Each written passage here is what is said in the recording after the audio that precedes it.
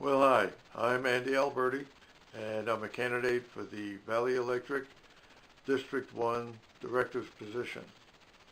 Today I'd like to talk about the bylaw changes that are coming up, and I would consider this part one of my take on the Valley Electric proposal. And I wrote a statement, so I get it all in. First, I would urge all of you to vote no on adoption of the proposed bylaw changes. VEA has created 5 corporations that I've listed on a presentation on Facebook. They are Valley Electric Association, Valley Electric Charitable Foundation, Valley Electric Energy Services, Valley Electric Transmission Association, and Valley Electric Utility Services. In addition, Valley Electric is moving to sell products outside of the original corporate charter, setting up these additional corporations. This, I believe, is at the expense of providing lower electric rates for you and resulting in higher electric bills. The following is my take of the VEA summary of 2018 proposed bylaw changes sent in the mail and my comments. The proposed bylaw updates are a compilation of work by the Membership Ambassador Bylaw Committee, the Board of Directors, the Management, the General Counsel, and an outside auditor. The 6 general sections proposed for change, by and large, reflect modern-day business practices and general language cleanup. The original bylaws were adopted more than 50 years ago, actually in 1965, and periodically need to be updated. The bylaws were last updated in 2011. Now that's the Valley Electric explanation as to what's going on here. Although these changes are passed by the Ambassador's Bylaws Committee, they are approved without much inspection as to the ramifications except as claimed by management, that is, Tom Husted and the Board of Directors.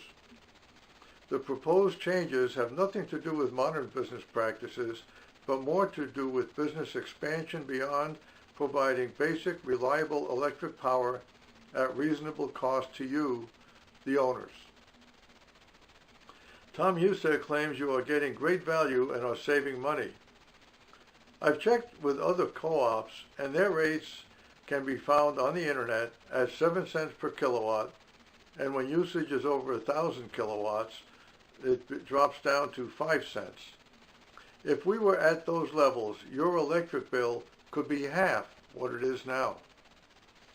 It would appear that the reason you are paying 11 cents per kilowatt is to support Tom Husted and the Board of Directors' expansion into new markets. By doing this without proper forethought, they have put your 501c12 nonprofit status at risk, and that is the main reason for the bylaw changes 1 and 2.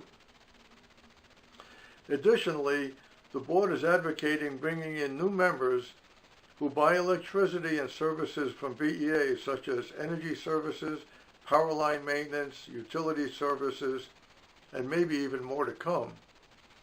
If you only buy internet services, you cannot become a member of VEA and may not be entitled to disposition of VEA assets without participating in the high cost of buying electric power and services.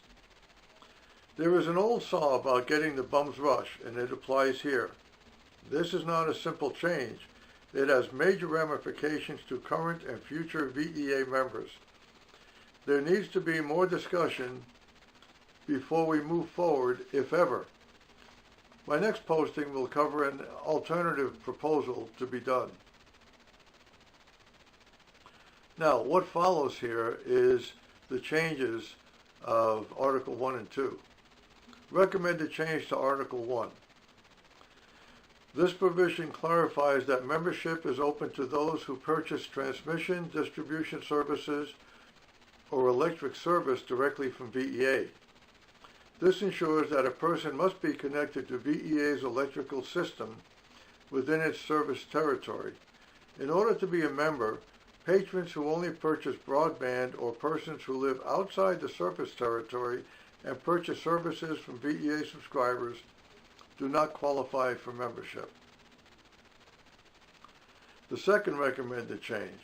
The purpose of the change is to clarify that if a subsidiary or division is dissolved, the proceeds flow to Valley Electric Association, Inc., thus remaining with the members. Well, that's about it as I see it. If you have some thoughts, I'd love to hear them. My phone number is 775-513-6056. And in the meantime, if you can digest and read what's being written, it would be worth your while. It's very important that these bylaws be correct.